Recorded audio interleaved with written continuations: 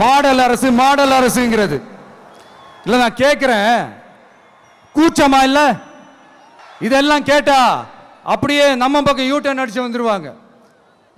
விஜய் என்ன அரசியல பேச மாட்டேன்றாரு, விஜய் என்ன சினிமா டயலாக் மாதிரி பேசுறாரு, விஜய் என்ன பஞ்ச் டயலாக் பேசுறாரு, விஜய் என்ன 10 நிமிஷம் தான் பேசுறாரு, 9 நிமிஷம் தான் பேசுறாரு. நான் எத்தனை நிமிஷம் பேசினா உங்களுக்கு என்ன சார்? நான் எப்படி பேசினா உங்களுக்கு என்ன சார்? உள்ள விஷயம் என்னன்னு பாருங்க சார். ஒவ்வொரு மாவட்டத்துக்கும் போய் மக்கள் ஃபேஸ் பண்ற பிரச்சனைகளை எடுத்து பேசிட்டு இருக்கிறேன். பின்ன அது அரசியல் இல்லாம வேற எதுதான் அரசியல்? உங்களை மாதிரி தனிப்பட்ட முறையில் தரக்குறைவா அசிங்க அசிங்கமா பேசுறதுதான் அரசியல்னா அந்த அரசியல் நமக்கு வராது. வராதுன்னா நல்லாவே வரும். உங்களை விட எனக்கு அது நல்லாவே வரும். வேணான்னு விட்டு வச்சிருக்கிறோம்.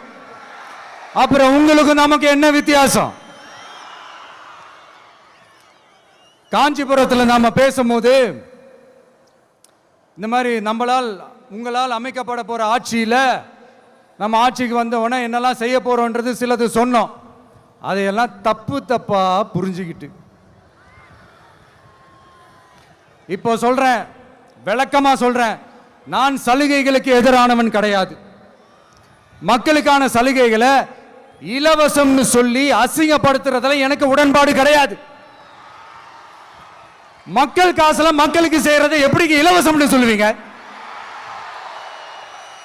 அப்படியே செஞ்சிட்டாலும் ஓசில போறேன்னு சொல்லி அசிங்கப்படுத்துறீங்க. என்ன கேட்கறதுக்கு ஆள் இல்லைன்னு நினைச்சீங்களா? மக்களுக்கு ஒண்ணுன்னா இந்த விஜய் வந்து நிப்பா, இந்த விஜய் வந்து கேள்வி கேட்பா.